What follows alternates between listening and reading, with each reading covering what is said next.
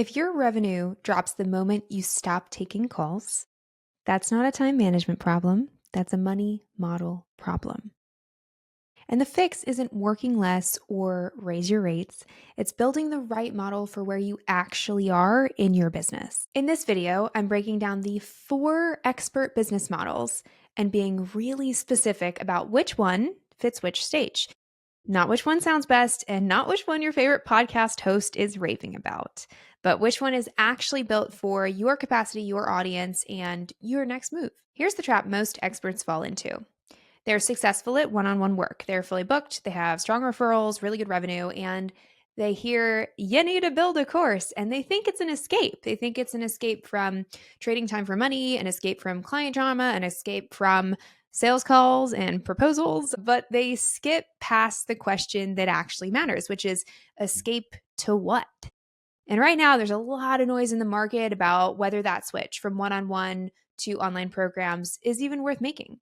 And if you caught last week's video on whether courses are dead or not, then you know my answers to it. We'll link it below. And when experts are really gung-ho on making the switch, they do make mistakes like building a course before they have an audience to sell it to, or launching a group program before they have a repeatable framework, or starting a membership before they've built the retention infrastructure to sustain it. And the result is the same. It's 12 to 18 months of effort on the wrong model at the wrong stage. Which is why I see a lot of people giving the industry grief right now, because not many people are truly equipping experts with the strategy and the thinking behind the model. They're just out there selling why their model is the best. The model you choose isn't just a business decision. It's a calendar decision. It determines what your week looks like, how predictable your revenue is, and whether your income can hold without you in it. So let's actually map this, yeah? I want you to look at this as a quadrant, not a list. Because the model you need isn't about preference, it's actually about where you sit now on 2 variables: how mature your method is and how established your audience is. Those 2 things will tell you almost everything. There are 4 models worth knowing, and I want to name the right signal for each so that you can honestly assess where you are right now and where you might be moving into. Model 1, the Refinery, aka premium one-on-one. And this is where most experts already are, but already there, it doesn't mean you've maximized it. There is a version of one-on-one work that is not a trap. It's called premium priced, time scoped, outcome defined one-on-one work. $400 an hour with an unlimited scope, like that is a trap. Ouchie mama. Now, on the other hand, 15 to 25,000 for a defined 90-day engagement with a specific result, that's leverage within the model. And honestly, like, it causes me chest pain when I have an expert thinking in terms of hourly rate. So just don't do that at all. Now, a fully booked one-on-one practice priced right can generate 400 to 600K per year without like the perfect course, without a cohort, without a content machine. And this model is best for you if you have a proven track record and referrals are consistent. Your method is still being refined. Like, you learn something new with every client engagement. And your audience isn't large enough yet to fill a group or a course cold. And finally, you haven't raised your prices to reflect the outcomes you actually deliver. And before you decide you've maxed out your one-on-one model, be honest about what's eating your time, because most consultants I work with who say they're at capacity aren't at delivery capacity, they're at ops capacity, meaning like the automations aren't in place, the client journey is patched together, the AI workflows don't exist. And that's not a scaling problem, like that's an efficiency problem, and it's a very different fix. There's actually a service we offer at Creation called the Client Success Journey Optimization. So if your one-on-one ops are the bottleneck, that's probably this place to start before you try and build anything new. The right exit signal for when you're actually ready to move is when you're consistently turning away work, even if your ops are clean. If your process looks almost identical with every engagement and you've raised your prices 1 or 2 times and clients still say yes. If that's not you yet, don't rush to the next model. Fix the model you're in first. Maximize it, then scale it. Model number 2, the Launchpad, aka a group program. This is like by far the most underbuilt model by experts who are ready to grow. The logic? So simple. You've done the same transformation, gotten the same transformation for clients 10, 15, 20 times in one-on-one. Like, you know the pattern, you know the common mistakes, you know what moves the needle, and that's the core ingredient of a group program. It's a repeatable framework that works across clients, not just one at a time. And the revenue math works very differently here. 15 clients, if $5,000 each, $5,000 from one cohort, with the same time investment as running 15 separate one-on-one calls, but structured, focused, and far more scalable.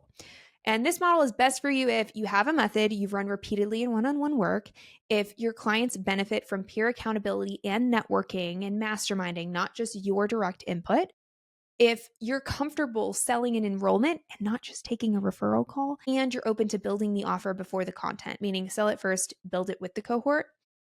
Not always, but oftentimes that's the way to go. What this requires from you is a defined transformation with a clear start and a clear end point, a willingness to sell a group, not just one-on-one. Some audience, even if it's small, you need to have an email list, a network, or existing clients. Now, I'll be direct. If you're at capacity in your one-on-one work and you have a repeatable method, this is probably your next move. Not a self-paced course, not a membership, a group program. Now, quick pause before we keep going. Drop in the comments which model you're currently operating in. Are you doing one-on-one, group, courses, memberships? Let me know. I'm genuinely curious where you're sitting right now, and it'll help me know what to go deeper on next in the videos that are coming up. Moving on to model number 3, the engine, aka the self-paced course. This is also where last week's video gets more specific, because the question isn't course is dead. The question is, are self-paced courses dead for experts without an audience to support the volume? And the honest answer is, they've been harder than ever before. This is the model. This self-paced course model gets the most hype and the highest disappointment rate for experts who build it too early, and here's why. The math requires volume. Self-paced courses convert at lower rates, which means you need more leads. And if you don't have an audience, then you need to be willing to run ads, which cost money. Completion rates are lower without live accountability, which means you have to be prepared to do personalization at scale through AI and automation. You need to know exactly what your students need and when to support them using that infrastructure. And your feedback loops have to be solid. Repeat purchase rates can also be harder to build because without the human-to-human touch points, the relationship has to live in the experience itself. This doesn't mean self-paced courses don't work. They absolutely do, but they work best as a part of a broader ecosystem, not as a standalone business, especially at the start. This model is best for you if you have a large engaged audience, like a real email list, okay, a following, a channel with consistent traffic, new people coming into your world.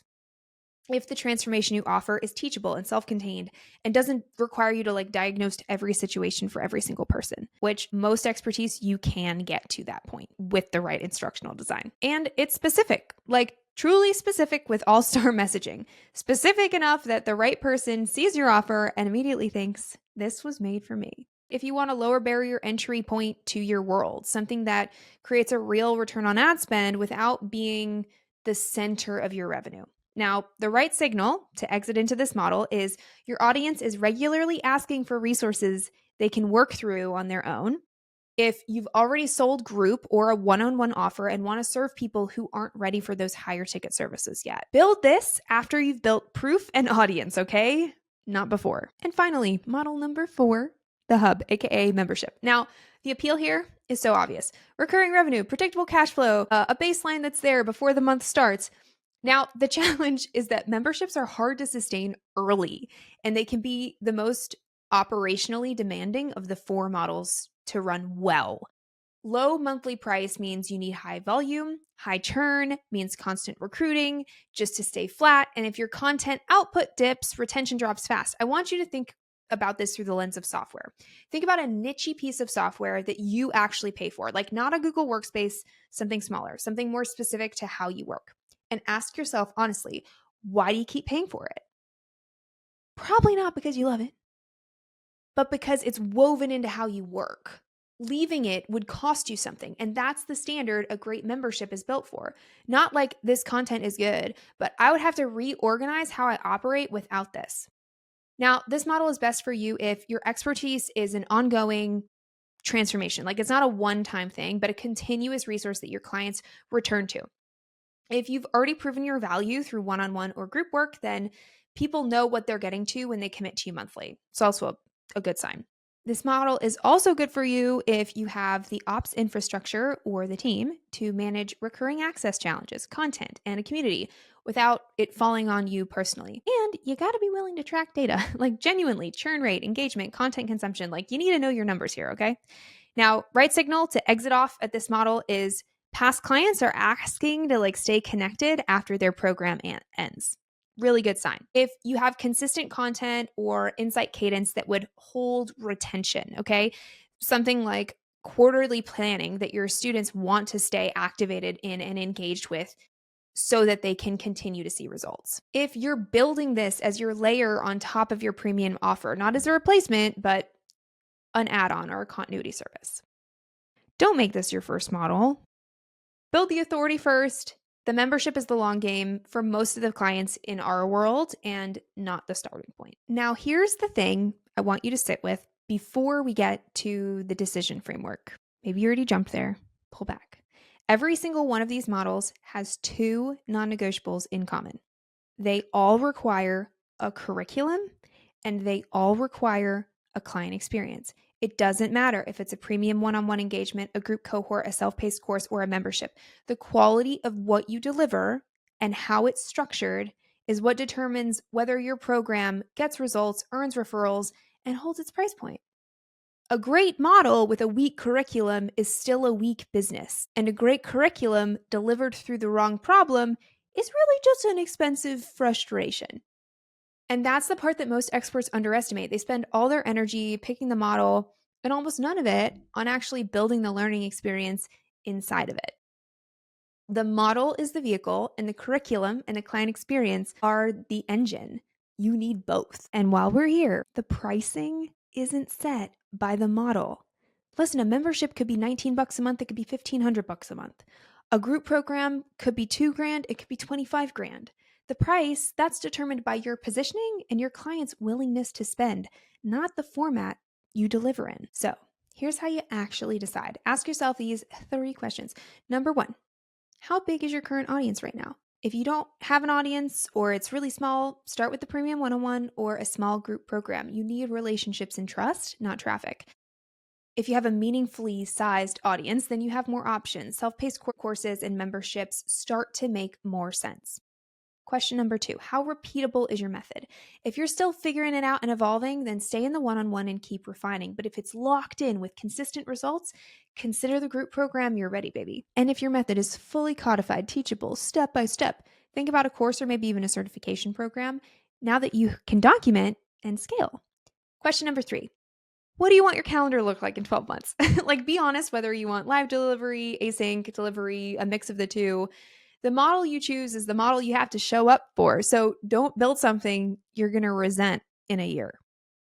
The pattern I see over and over: maximize one-on-one first, move into a group program when the method is repeatable, and then layer on courses, self-paced courses, or memberships once you have the audience, the ops to support it. You don't have to do all 4, but knowing where you are on that map changes everything. If I were you, here's what I'd do this week.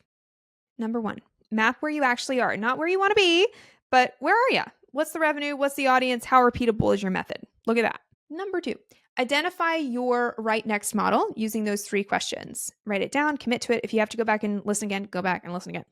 And number 3, if it's a group program, outline your framework this week. So what's the transformation? What's the timeline? What does the before and after look like? And then what are the milestones to achieving that after?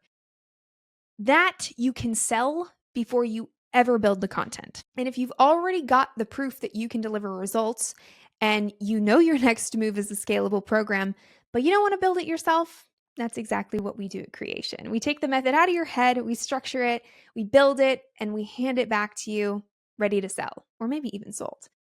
You don't write the scripts, build slides, or sit in a tech rabbit hole. You just show up for the delivery and we handle the rest. And if you know there's more one-on-one capacity in you, if you just had the operations streamlined and handled, well, we do that too. Now, the link below will take you to our calendar, and we only start new clients on specific intake dates every month. So if you want something live in the next quarter, you should probably talk to us now. And if you're not there yet, then save this video. Come back to it when your calendar is full and you're ready to think differently about what's next. I'm Jasmine Jante. This is the Course Flow to Cash Flow Show, and I'll see you in the next one.